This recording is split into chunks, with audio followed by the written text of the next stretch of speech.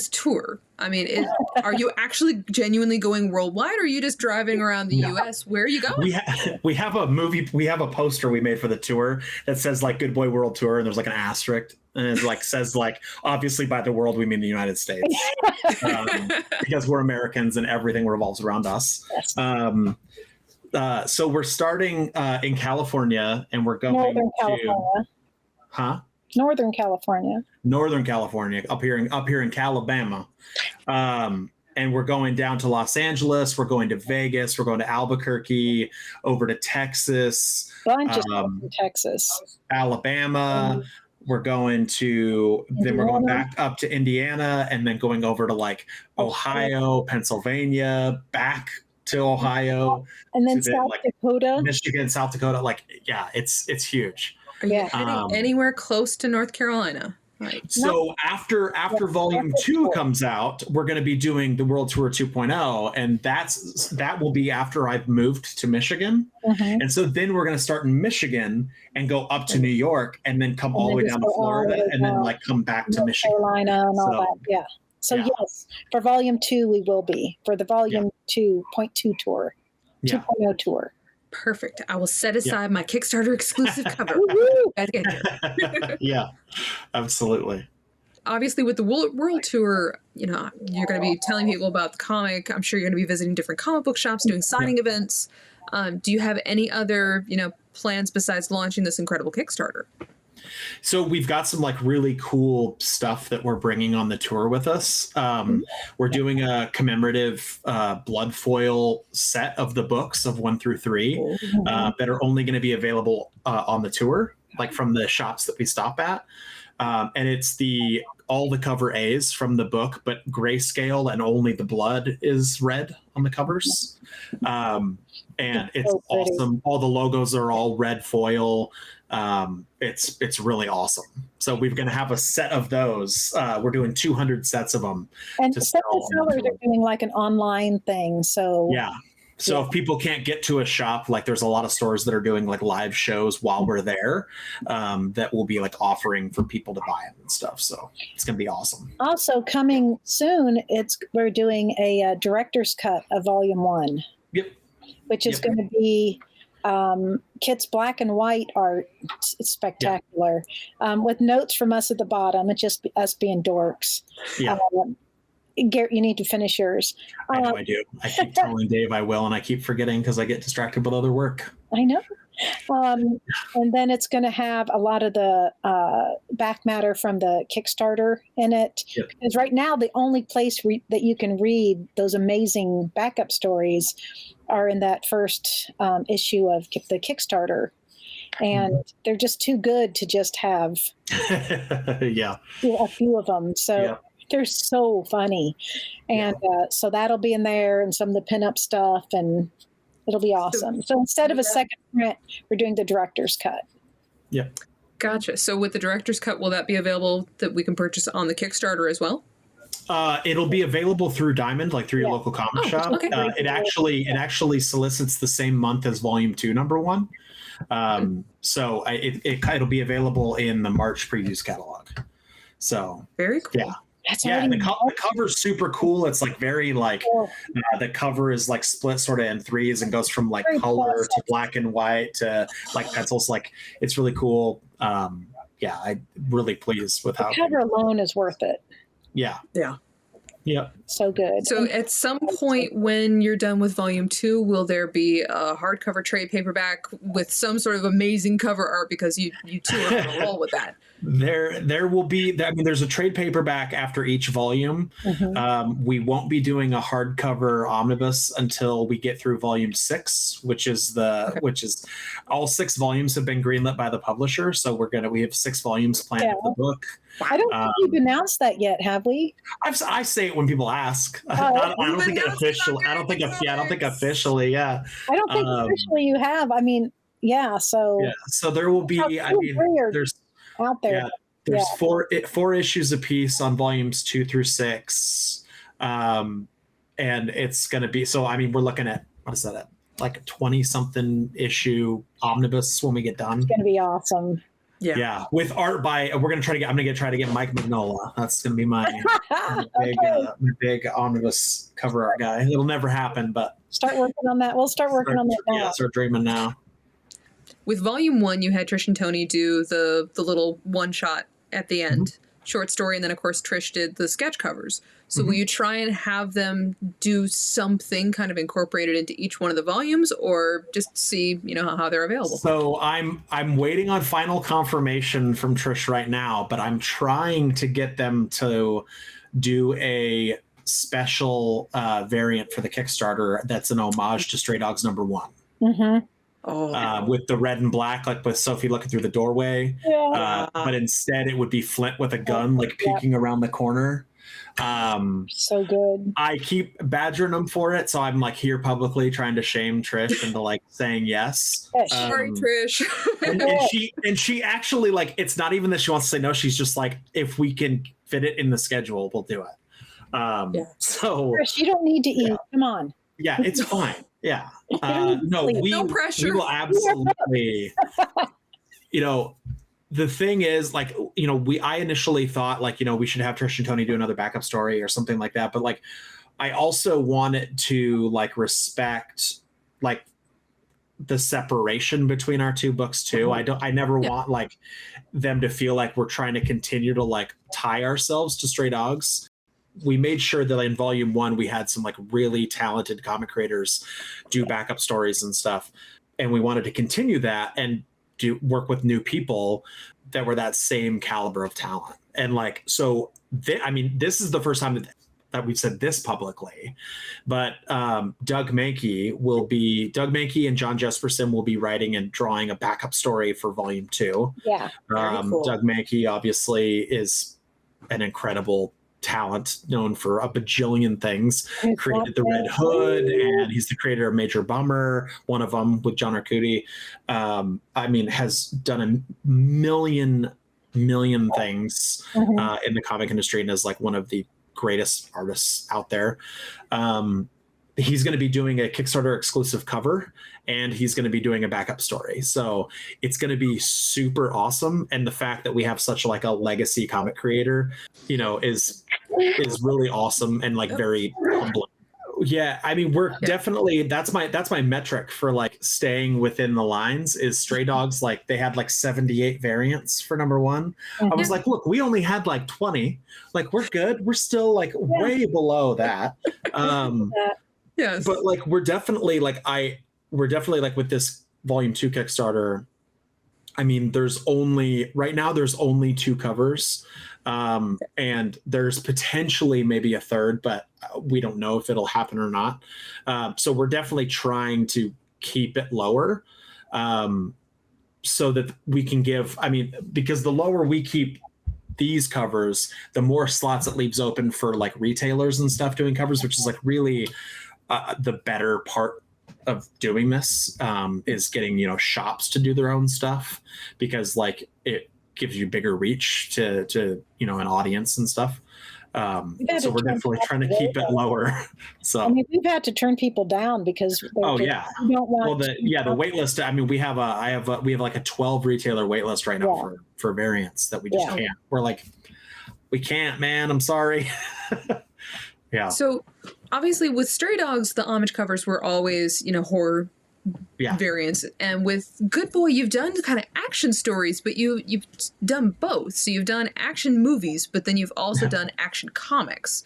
Do you plan on kind of doing both of those, or just expanding it even further? We really we don't, the thing that like all of the Stray Dogs ones, like that's something that was dictated by Trish and Tony, like that those had to be, if you were doing a variant, you had to do that. We don't set any of that for our stuff. We just let people come up. Like when we did the first volume, we were like, hey, we would, if people like came to us, we'd be like, hey, we would like to see, we thought it would be cool to do a lot of like Keanu Reeves poster, like movie poster homages, so we did like Devil's Advocate, and we did Speed, and we did like, a lot of really big, The Matrix.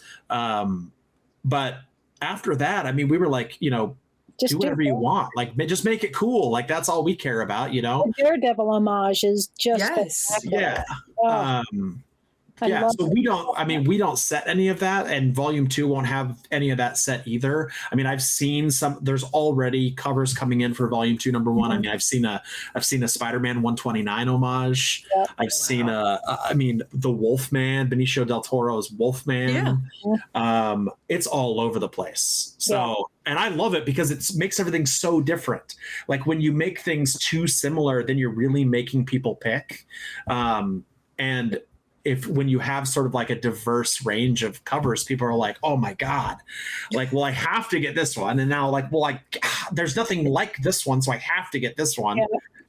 It's all deception. So there. Yes. No, I'm still waiting for someone to do some James Bond covers because I need that. James Bond would be sick. Did you see Trish's James Bond that she did for one of the Kickstarters? Yeah. Oh my gosh. One of her sketches. Yeah. Yeah. I wonder, I would love to see what is I can't remember, is it Dr. No? What's the one where he's standing there with holding the Dr. No. Dr. No. Like with the gun and stuff. Like that would be super cool.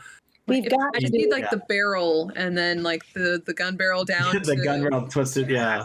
The one I want the most is we need a hot fuzz. I think that would be super funny. I can't think of who I want yet, but it's going to happen. Absolutely.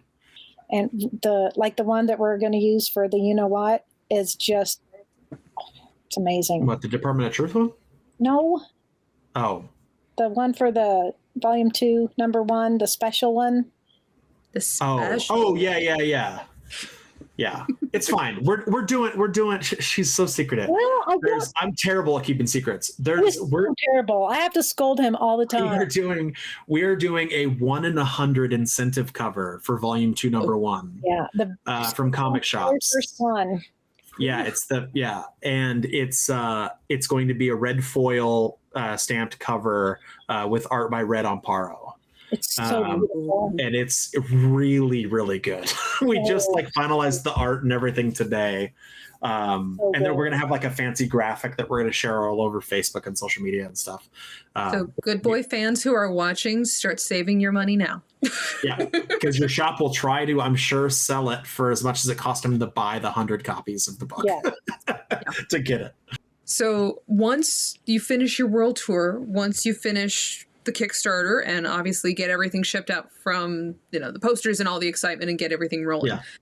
What's the next plan? Or is it just you're going to keep going through right into volume 3? Yep, yeah. Volume 3. We have a number of really awesome projects coming out this year in between that. I mean, basically the schedule looks like every spring and every fall there's a Good Boy volume for the next 3 years. Okay. But in between that, I mean, we've got a ton of really awesome stuff. Kit Wallace, I was brought on by Kit Wallace, our artist from Good Boy, to write a series for him called Little Red Ronin, so good. which solicits at local comic shops in May. It's sort of a reimagining of Little Red Riding Hood set in feudal Japan, but she's a red panda. Mm-hmm. And she comes from this little place, this little town of animals called Pole Town. It's good. Super fun. It tells the story of the Great Wolf, and sort of this crazy thing about how her grandmother went crazy trying to warn everybody about the Great Wolf, and now he hasn't been seen in a long time, and she's trying to hunt him Down.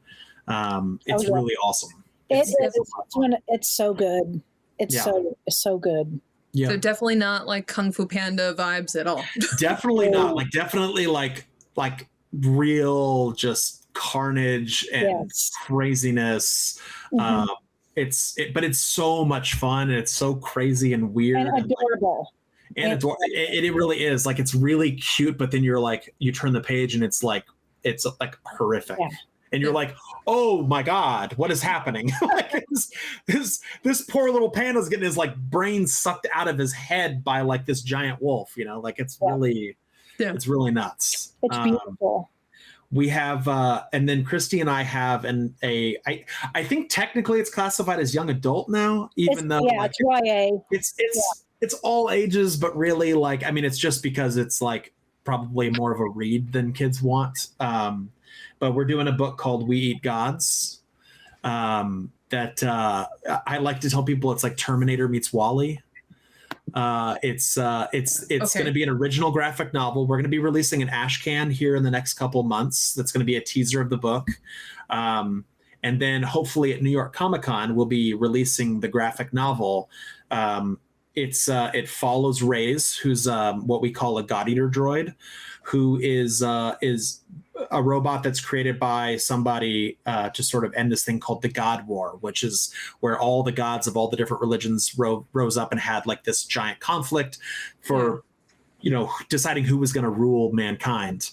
And then like in their greed and like, craziness, they destroyed mankind in the process.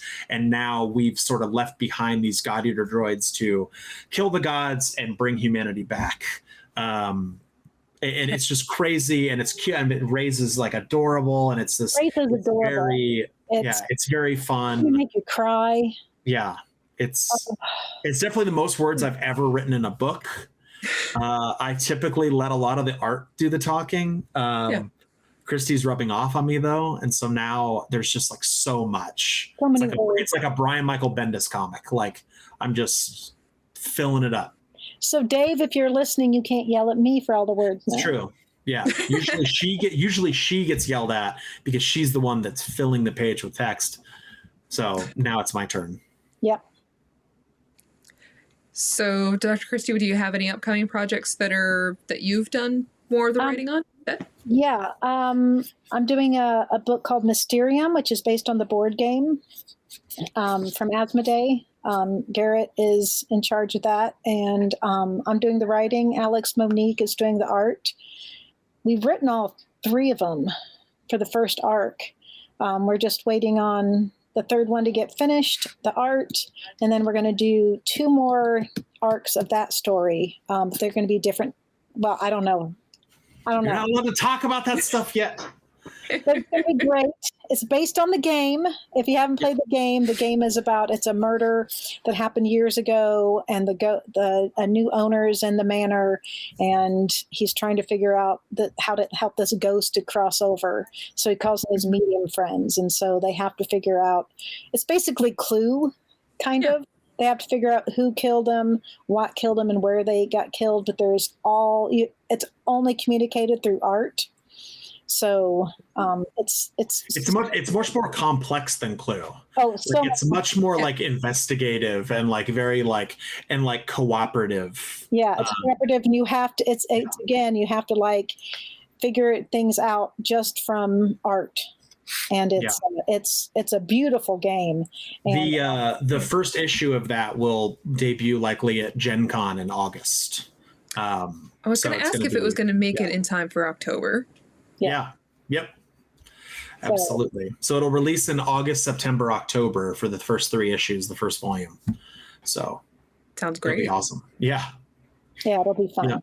I'm just really excited for this next volume of Good Boy. It's really different, and it's really I was very pleased with how volume 1 like ended up, like how it all came together, and like this one, it like feels different. This one feels like completely different, but still it feels like I have more of like my like heart and soul into it. And I'm really excited for people to see it, and I'm really excited for like people to read it, and it's just going to be amazing. Well, when we finished the 3rd issue, it was just like we had that done before, the Kickstarter and all of that. So we didn't have any idea. So we just thought, oh, here it is, these 3 issues, and then we'll move on to something else. But it just took off, and we actually fell in love with the characters so much that we're like, we can't end this. We just can't. Yeah. And so we've got them planned out, and it still is going to feel like John Wick, but it's our own thing. Yeah. And I think this first issue is going to blow people away. I love this. It's definitely going to make a lot of people really angry and sad. People angry. There's a really big, sad cliffhanger at the end, and like, Christy hates me for it because I wrote it, and she was like crying and like telling me I'm a terrible person and like all kinds of stuff. It's awesome, which then makes me feel so good because like when someone checks it out and says like my wife read it and was like, "You're a monster," and I was like, "Thank you." Well, you know what? Like that's so good because that means like it's really hitting you. Like it didn't feel so bad when it was written. Yeah, and then you see it and you're like forced to like okay, this is terrible. It's not a big deal. This is not a big deal. And then you see it and Kit, it seriously, it broke my heart. Yeah. But it's great because it's going to make you hate the villain. It's everything's going to be so bad and evil, and like people are just going to like get done with. I want people to get done with that first issue and just want to kill him themselves. I want to kill him, and I know what happens. Yeah. Anytime you want to jump into a story and personally hurt the villain, I'm like, right. Exactly. So no, it's great. I'm super excited for everyone to see it. I'm super excited to see how the Kickstarter goes, and hopefully everybody is like super as pumped about it as we are. I'm excited to meet everybody on the tour. And the tour is going to be We're going to have so much fun. We have people commenting like, "I'm driving from here. I'm from here." Flying, like to come. Like it's just awesome. I mean, we're partnering with some really incredible retailers too, that like are certainly like opening doors for us into like huge customer bases that we didn't have access to previously, and then also like retailers that have been on board since day one that are like, whatever it is, like people like Space Cadets and Izzy's and like people like, Rainbow Collectibles, like John Jespersen and stuff, like these are people that doesn't matter what, if the book could be anything. And they're like, sign us up. Yeah. It's you guys, sign us up. Yeah. So it's really going to be cool to like be around our people like nonstop. Yeah. So many people just it's a little scary though, that people have that much faith in us. And it's like, it's the reason I drink. Well, that's it. Okay. Yeah. I'm going to use that one. Yeah. But at the same time, I think there would have been more than a few murmurings if the first volume had been a complete letdown. Yeah. It's very true. So, I mean, that's the thing about, dog fans is when we jumped sort of over from Stray Dogs over to Good Boy, and some of us had tried other series as well, certainly that have dogs in them. But typically you either kind of have the fans and you keep the fans, or you lose them very quickly because they realize that you're just doing lip service to the dogs. Well, and it's like we had a really like someone the other day who's much smarter than me said the best thing about Good Boy is that it's continuing, because it's like, Stray Dogs was so good, but it came to an end. Dog Days was so good, but it was only 2 issues. Like, Animal Castle, like people went to Animal Castle, like that's only, I think, 3 issues. Like it's very like, but during that whole time, people get to come back to Good Boy and it just keeps going and going. Like we're going to just be the constant that just will keep being there for you when you need to see dogs kill evil people. That's what we're here for. If that's my sole mission in life, I'm good with it. Like that's fine. I will be that for whoever wants it. Mission accomplished. Yeah. And the thing is this has been the most fun I've had writing anything. It's just like I get to write with my best friend that side, and I was going to say, who's over there? Who's over there? It's like Jed. No, I get to write with my best friend, and we get to write fun stories, and we just write what we love, and I think that shows. Sadly, we do have to come to an end, which I want to keep talking about Good Boy, but we do have to let you go. So wanted to say thank you both so much for your time. This has been incredible. I cannot wait for this Kickstarter. And we will definitely have to have you guys back on the channel. Scott will be here next time, don't worry. But clearly it sounds like every 6 months there's going to be another Kickstarter, so we'll have to have you back on. Yeah, anytime you want. Yeah. So weird. Anytime. Thank you so much for having us. It's Yeah, it's great. Anytime you want us on, like, we're more than happy to come back. And then volume 2 on our second tour, we'll be down in the North Carolina. We'll be there, and we'll do what we can do, like an in-person episode. Yeah, Exactly. Yes. That's so cool. Greyhounds. Yeah, absolutely. Oh my God! As long as we get to play with the dogs. Yeah. Of course. Yeah. I'll say, if we get to meet you guys and the dogs don't get to meet you, there will definitely be a mutiny in our household. So the dogs will be there. It's good. We'll make sure and leave space in volume 3 for a Greyhound character. We'll figure it out. Yeah. We'll get a Greyhound in there. Yeah. Yes.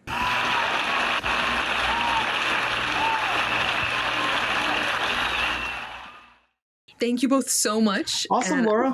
Talk to you Sorry all to soon. wait. Have a wonderful night, both of you. Thank you. You too, Laura. Thank you. Thank you. Bye, Laura.